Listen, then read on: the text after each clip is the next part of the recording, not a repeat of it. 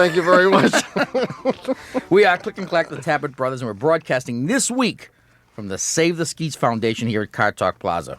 You know, it is skeet season, so we are redoubling our public education efforts. That's 4 times. Redoubling. Right. So what were our efforts to begin with, and I'll tell you what they are now. Well, like reconstituting. When was the last time you heard the word constituting? Well, how about refrigerate? Did you ever refrigerate something? No.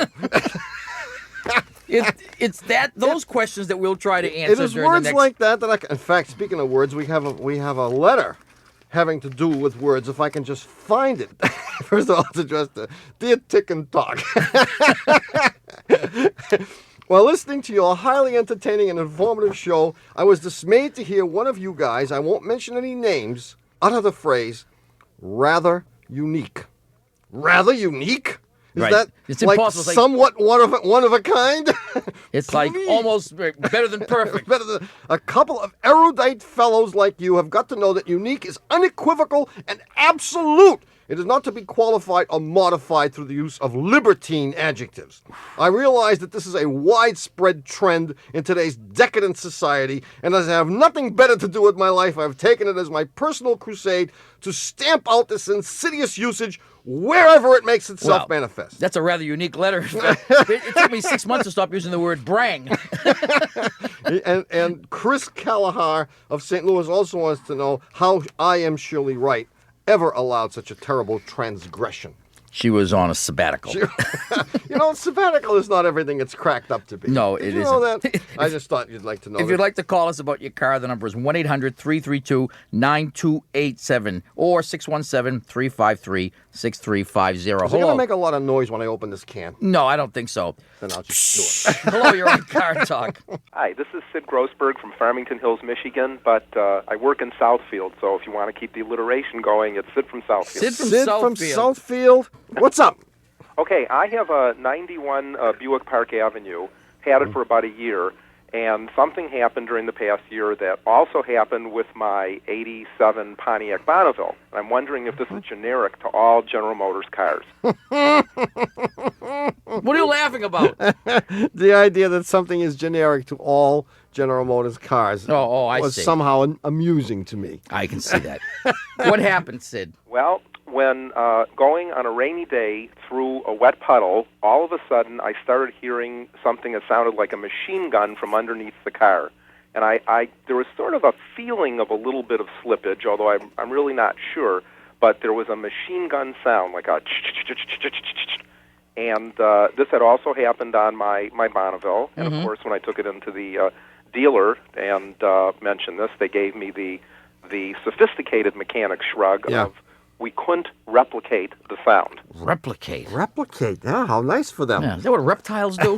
Did they drive it through the same puddle? Or, I mean, it was a puddle. It only happens in puddles. It only happens on wet weather when it's rainy outside and when Right. it goes over a puddle. It happens very infrequently. It only happened once during the past year with the Buick, but several times with the Pontiac. Well, I mean, was it an especially deep puddle? Yes. No, it wasn't an especially deep puddle. And I had speculated maybe it just had something to do with a catalytic converter being hot and something. No, but, that's exactly what I think it is. Well, you could have splashed exhaust onto the manifold. Rather, water onto the hot exhaust manifold. And that would certainly do it. I mean, if you drove through a puddle and were driving fast enough to splash the water up, if it hit anything that was real hot, it would sound like a pum, pum, pum, pum, pum. It was like a machine gun. Yeah. Right. I mean, did it sound like it was coming from the engine compartment Yes. or underneath the car? Well, it's hard to tell. It kind of the engine compartment, but also like under like the steering wheel. So, like between the steering wheel and the engine. Yeah. I think you put your finger right on it. I wouldn't put my Oops, finger that on it. hurts. It's too hot. No, that's what it sounds like to me. And it kept going for, I would say, about 2 minutes, a minute or 2 minutes. Oh, is that right? Yeah. No, I don't like All the time during which you were in the puddle or not? No, past the puddle. This is a lousy answer then, Sid. that. Well, I'll give you the believable answer. All right, this is a lousy answer if it just kept doing it. Well, here's one way you can find out if, in fact, that was it. Next time you have access to a garden hose, open the hood with the engine running and spray the engine and see if you can duplicate the sound. Yeah. by spraying it on the And manifold. see if you can crack the exhaust No, you won't manifold crack while you're anything. at it. You Guys, won't. what's the which one's the manifold? Just spray everything. I open up the thing and it's spaghetti inside. Yeah, that's what we Yeah. say too. But just spray everything, Okay. and you may be able to get the sound to occur. However, my guess is that maybe what you were hearing was a belt that was slipping, a belt that got wet that was slipping, and that would make a slapping kind of noise. Ah. Rat-tat-tat-tat kind of noise until the belt dried out. That would explain why you heard it when you had gone through the puddle and continued to go on for a couple of minutes. Nothing dangerous. No. Nothing dangerous. Don't worry about it, Sid. How many miles do you have in this car? About 12,000 miles. Oh, but- ignore it. In any event, this is not something which is peculiar to General Motors vehicles, and whatever it is, it's nothing. Good, because I have to concentrate on the road since I have, those 14 buttons to turn the heat on. Yeah, I know. Yes, and wasn't I lying? Are there not 14 buttons to control the heat? Right. There are 14 buttons. Unbelievable. And can you believe that anyone at General Motors could be dumb enough to actually make a car that requires 14 buttons They to put control their the heat? best people on that. You know how hard it was to Oh, make my- it that confusing? I mean, don't forget, I have picked General Motors to be the car company of this decade, the 90s. And by the year 2000, they are supposed to be the top of the heap. Man, if they got a long way to go if they have to still deal with 14 well, they'll be on buttons. top of the heap, all right. Yeah. Thanks, Sid. See you later, Bye. Sid. Thank you. 1-800-332-9287. Hello, you're on Car Talk. Hi, this is Barbara from South Portland, Maine. What's up, Barbara? Well, the car's running great. Yeah, good. Okay. Okay, Nice but- talking to you. Bye. No. I need your help. We have a new driver. We have a young man with a permit in the house. Oh. And a couple of weeks ago, you gave somebody else some great advice about keeping the car running for a number of miles and being nice to it. And I used that to get the new driver to stop a bad habit before it got too far. And so I wanted to call up and get some more good ideas. Yeah, sure. All right. Like what? Well, we have two 5-speed cars. Yeah? So I think he's using the clutch too much. And when we stop at a stoplight, he takes the car out of gear and puts it in neutral. You should. He should. Yes. Yeah. I should. Yeah, you should you too. should too. He probably learned that I'm never going to live this down. in driver's ed. Wait. No, in driver red, they only hit automatics. Well, Wait, do you have, are these two new drivers male, female, or no, what? one new We only have driver, one two new driver. cars. Please, don't wish any. Oh, one new, male or female driver? He. It's a he. So we got a 17-year-old he. Mm-hmm. And we got a mother who's 15 years older than that. So you're Right. 30. Okay. And you got two 5-speed Japanese cars. Yes? Yeah. Yeah. So anyway, Yeah. so he takes his foot off, he puts his foot in the clutch and takes it out of gear when he's at a traffic light. Mm-hmm. And what would you do at a traffic light? Leave it in first with your foot on the clutch? Yeah. Oh, Yeah, that's not good because when Oh, you're wait, doing. wait. Yeah. I keep listening to you, and I thought you said to not use the clutch. See, well, this is a complicated issue because evidently every time we say something, someone I write it hears down. and takes it out of context or doesn't hear the whole thing. For example, a couple of weeks ago, someone called and asked us if he ought to put the car into neutral when he came to a stoplight and he had an automatic transmission. Our answer to him was no, leave it in drive. So if it's an automatic transmission, you leave it in drive. If it, however, is a manual transmission as you have in these two cars, you should put it in neutral because sitting there with your foot on the clutch isn't good for the clutch.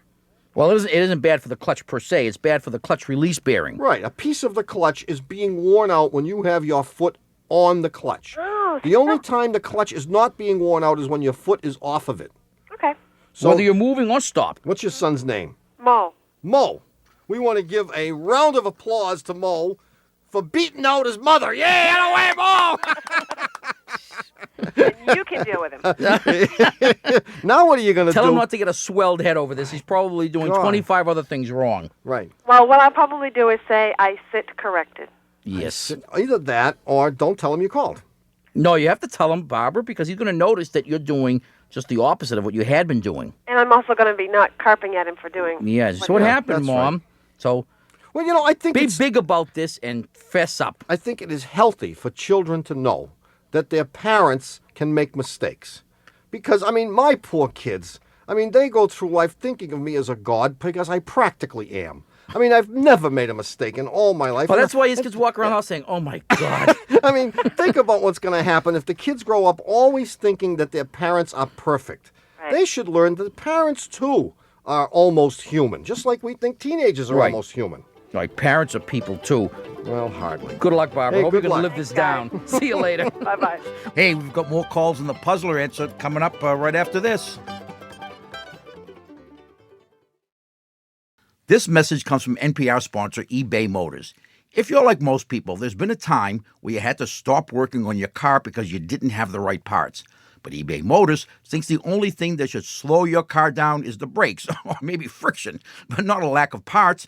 That's why eBay Motors has all the right parts at the right prices. In fact, they have 122 million parts, all at your disposal. That way, you can keep your project moving and your car not just running, but running in style. ebaymotors.com.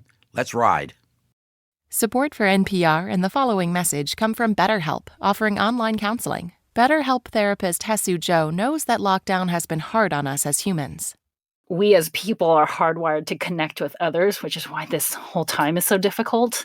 The connection that happens between people can be very powerful, and how healing it can be to have a healthy relationship with someone. To get matched with a counselor within 48 hours and save 10%, go to betterhelp.com/cartalk. Hey, you know what it's time for?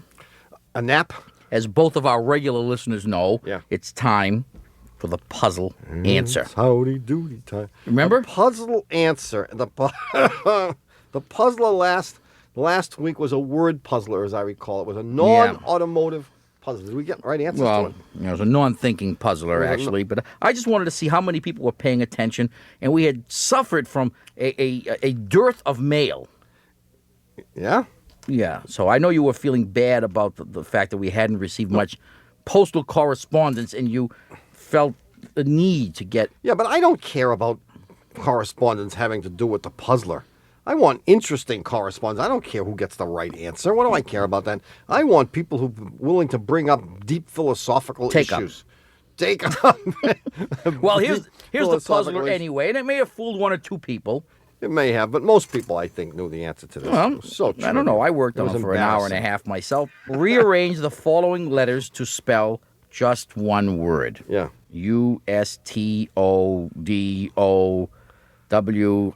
USTODOWRENJ. And the answer? Yes, the answer is... Just one word. Yeah, those letters actually spell out just one word, which is three words. Now, in fact, they may spell. They may spell a lot of other things. There may be a word, in fact, that they spell, but I don't think so. I don't know what it is. Anyway, it was a lousy puzzler, but I understand. Do we have a winner? Yeah, we had a winner. The winner is Doctor. A doctor? It took a doctor to figure this out? Maybe he's only a PhD. Right. Dr. Stan Those phonies. Populars from Waianae, Hawaii. Hoo-hoo-hoo. And in exchange for the embarrassment of having all his big kahuna friends know that he listens to Car Talk, Dr. Stan will get an autographed copy of our mediocre so-so book, Car Talk. We have a new puzzler coming up, so stay tuned for your chance to play. In the meantime, if you have a question for us, the number is 1-800-332-9287. Hello, you're on Car Talk. Hi, I'm Deborah. I'm calling from Oakland, California. Hi, Deborah. Deborah, what's up? Oakland, Hi. how's everything? I have to gush for a minute because I absolutely love your show. My girlfriend and I absolutely listen to you all the time. Well, we're both married. That's okay. We So- just love the show. Oh, good. Listen, I don't have a car, but I need to buy a car, and I only want to spend about $5,000. I drive short distances. I want a lot, major amounts of room, and as much luxury as I can have. And the field seems full of, like, old Cadillacs and things. Yeah. Can you help me narrow down the field? So I know Sure, where this to is a start? great problem. Wait, when you say you drive short distances, like how short are they? Like 15, 20 miles, mostly on the freeway.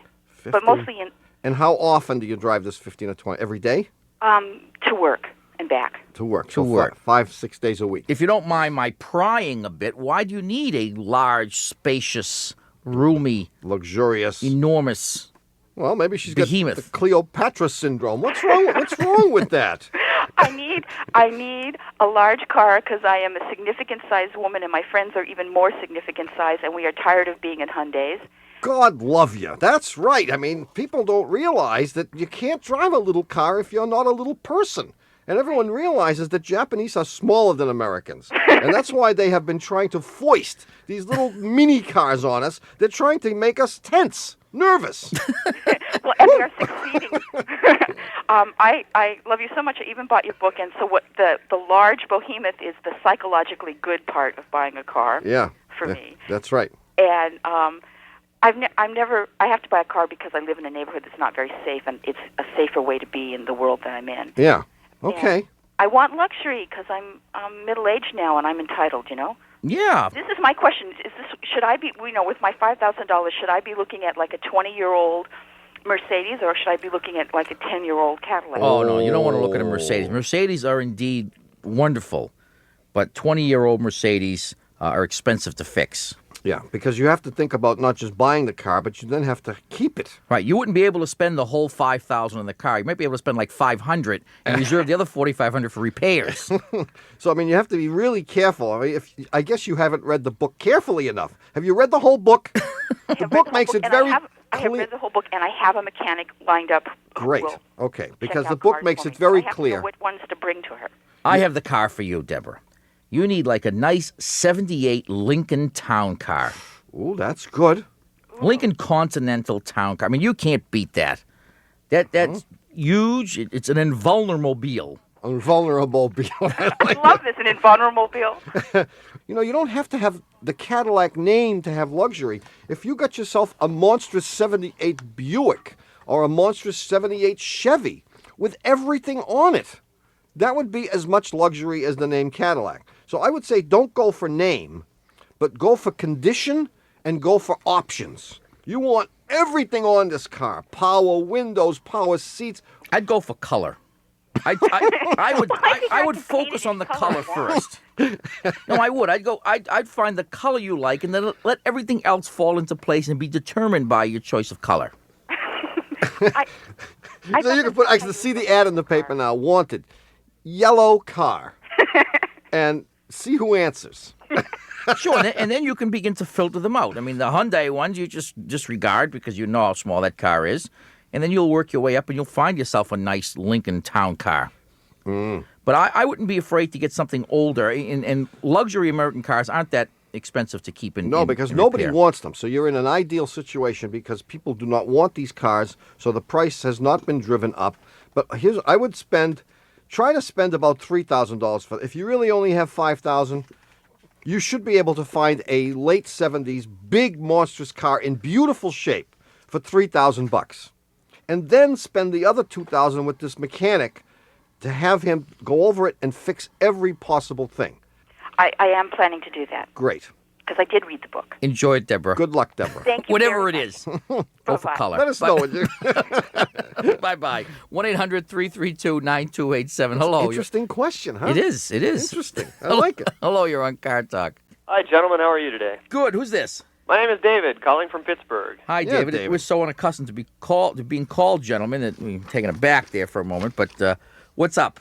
First of all, let me tell you that I've been a fan of you guys for about 10 minutes now, All right. and really enjoy your show. No, I just caught you by accident last week, and really enjoyed the show. Well, everyone catches us by accident.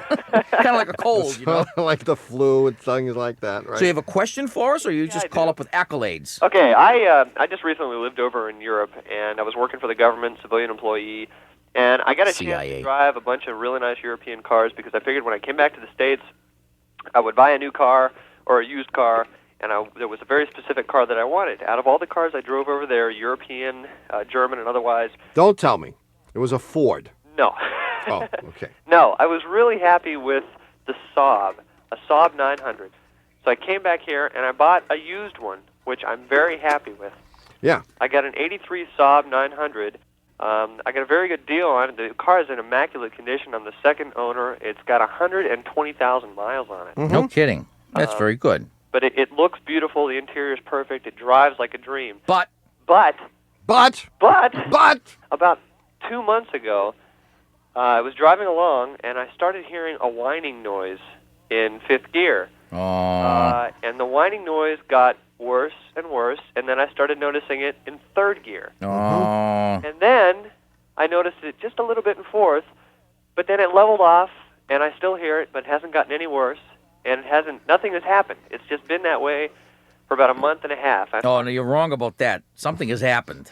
Well, I know something has happened. A couple guys told me that they thought maybe it might be the pinion bearing. It's not even existent in first and second. It's not. I'm going to make the noise for you, David. Okay. I'm going to try to make what I think is the noise. I will enjoy this. And you will tell me if I make the right noise. Okay. No, that's not it. That's not it. I'm going to make the noise for you. That's better. I'm a little lower pitch. Here it is. You ready? No, that's a Guernsey. No, that's the zoo. No, here's the noise. That's it. That's almost the same pitch. That's it. Perfect. Yeah, I hit it, man. That's too bad. That's bad. Yeah, well. Well, if Nice talking to you, David. Have mechanics listened to it? No. One guy did. What did he listen to? Did he drive with you? Yeah. Oh, well, that's And then not what did good he do? enough. And then he said, I think it's the... And he came up with something. Pinion bearing, whatever. Well, that's what he said. Yeah. One thing I do want to tell you is that it's only there when you press down the gas. It's not like a constant thing. Oh, okay. So, Well, like, if it's I'm not. going down a hill and goes away. and it's just kind of idling down the hill at 50 miles per hour, it's not there. All right. It isn't the pinion bearing. It's actually the ring and pinion gear in the differential. And that's what it is. That's exactly what's wrong with He's it. right. Yeah, except that he didn't carry it the final step. He should have asked you if he could put it on the lift and check to see if you had enough oil in the transaxle. But the reason you could have chewed up the gears is, in fact, because it was low on oil, or is low on oil. And if that's the case, it's too late now. Yeah, usually when that happens, once you have heard the noise, adding back the oil is not sufficient for solving the problem, unless you add with the oil 1 pound of Chiquita bananas. And then... Is that just banana meat, or is that bananas? No, in you the, do not use the skins. in the skin, You no. just take the... Is it called meat? No, wait. Yeah. You're too late because I already tried that. You did. No, he should put it up on the lift, and he'll be able to have a better feel. The coasting that you described is the exact symptom of the pinion gear. Because when you've got your foot on the gas, you're putting load on the gear. And when you got your foot off the gas, you don't have load on the gear, and it stops making noise. And you're out, I'd say, $450. Yeah. Oh, that's the sales tax on the job. You're going to be out more than that. Yeah. Well, no, because he's going to go to the junkyard, and you're going to buy another one.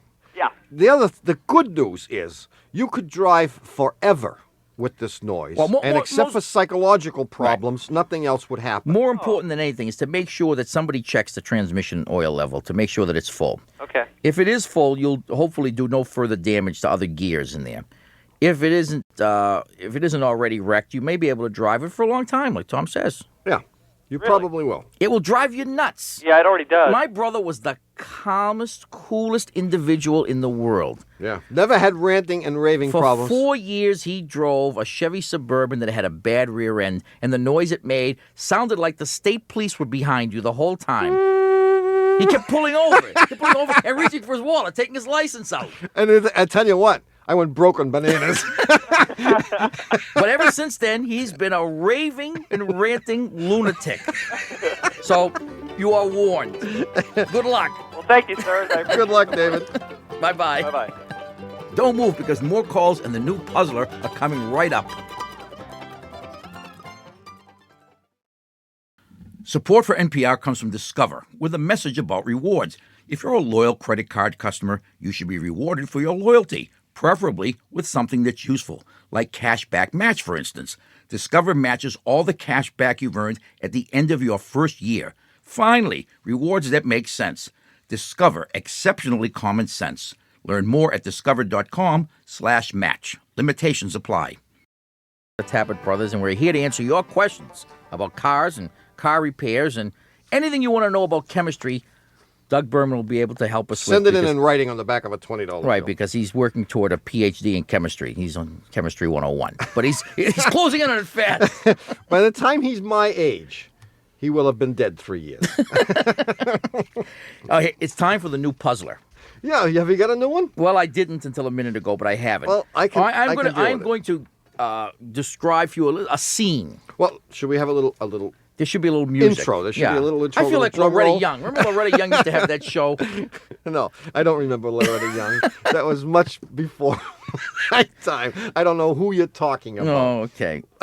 But we should mention to those people The who scene listen. is No, wait a minute. I keep telling you, no one listens to this show. So we should mention twice. for our newer listeners. So no one knows about puzzlers. Every week you've got to start as though it were the beginning. Clean because sheet of paper. It is the beginning. All right. Everyone listening is listening for the first time. All right, And I every understand. week we have a puzzler.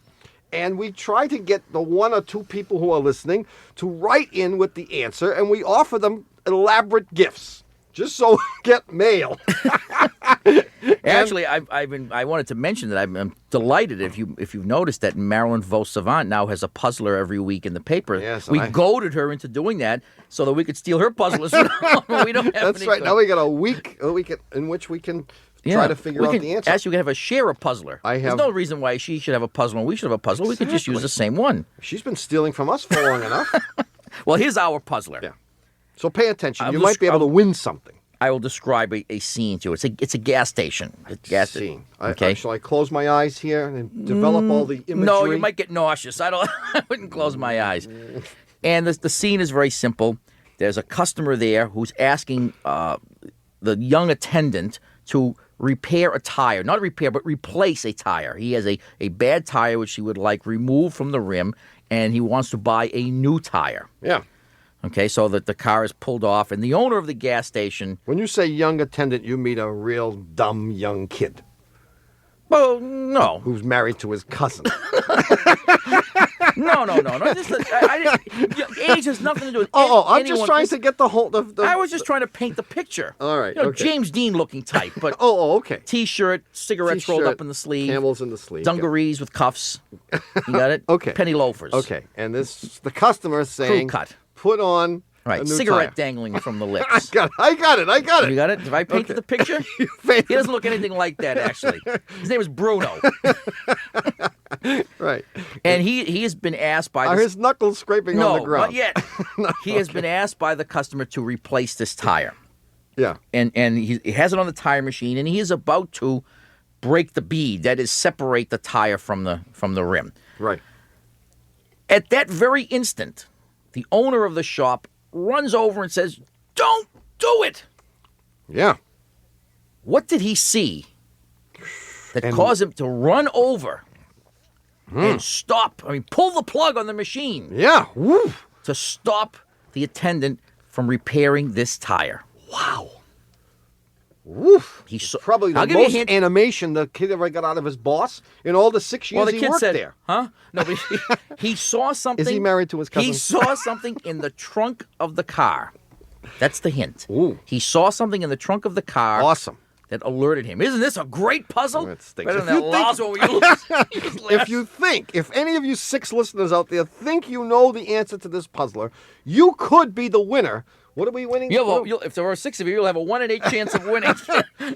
You can send your answer to Puzzler Tower on the back of a $20 bill, of course. Yeah. Car Talk Plaza, WBUR, 630 Commonwealth Avenue, Boston, Our fair city. Massachusetts, 02215. And we'll take all the correct answers, put them in a big hat. And you'll win a great And we'll prize. pull out the one winning ticket, and you will get a autographed copy of our mediocre book called Car Talk, which you could even buy in a store if you wanted. All right. And we would make 8 cents. What? And we would give 4 of those 8 cents to the Save the Skeets Foundation. And you and I will split the other 4, 3 to 1. And we'll split the other 4 cents. And then, as trustees of the Save the Skeets Foundation, we'll go to Hawaii. 1-800-332-9287. Hello, you're on Car Talk.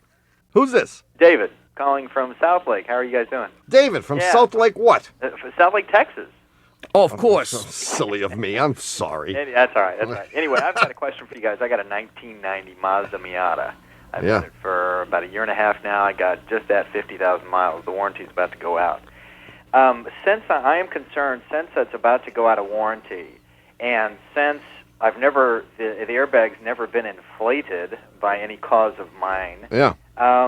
Is it going to work after the warranty? Test it. So obviously you're going to crash this baby. I mean, if it doesn't work, is that what? I mean, what am I supposed to do? Well, you won't have to do anything because you'll be dead. Well, that's true. Well, I use my seatbelt. And that's how the whole system works. Right, it's a fail-safe system. It's a fail-safe. It's an insurance fail-safe system. If it doesn't work, you die. Do they have to check it every year or No. No, this is a matter of absolute blind faith. Oh. No, in fact, you have an airbag light in your car. Right. That will alert you if, in fact, the airbag isn't going to deploy. It usually comes on about 0.1 seconds before right.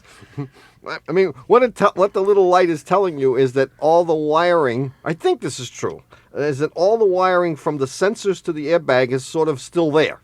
But again, that's blind faith. But it is blind faith because, I mean, there is no surefire test for whether or not the airbag will inflate except having it inflate, right. In which case it's too late to find out to care because now you got to put a new one in. Right, and the truth is, even if you were to have a new one installed, there'd be no guarantee that would have been installed correctly by the guys at the dealership, because you're not going to send it back to the factory. Right. But on the other hand, I mean, the airbag has been shown to be a device which will hang in there for many, many moons. In fact, way back in the 70s, General Motors did some experimentation by putting airbags in vehicles, and some of those cars are still around. Oh, wow. And every once in a while, somebody has a crash, and this airbag, which he didn't even know existed, saves his life. So I guess they hang in there for a long time. Uh-huh. Okay, well, good. Fantastic. So just keep driving. What I want to know. I appreciate it, and I sure enjoy listening to you guys. Thanks a lot, David. Okay, talk to you later. Bye-bye. Did we answer his question? Well, another hour of NPR's Car Talk has mercifully come to an end. Our producer and coffee thermodynamics expert is Doug Berman. Our assistant producer is Dawn Wheelhouse Jennings. Our engineer is Jennifer Connie Loeb. Our technical advisor is John. Don't call me Sweet Cheeks Lawler. We will not call him Sweet Cheeks anymore. He does not like to be called Sweet Cheeks. All the guys in the office have been making fun of him. Right. And John, I can tell you right now, you won't hear Sweet Cheeks from these lips again. Right. Our dean of the Department of Automusicology is Ken Babyface Rogers. And he doesn't like that either. So, Ken, we're not going to call you Babyface anymore. You can take it from me. You won't hear Babyface coming out of these lips ever again. Right, when he I punches promise. you out, you won't be able to stop and funny. You won't say anything. Our public opinion pollster is Paul Murky of Murky Research. What a man. Our automotive medical researcher is Dr.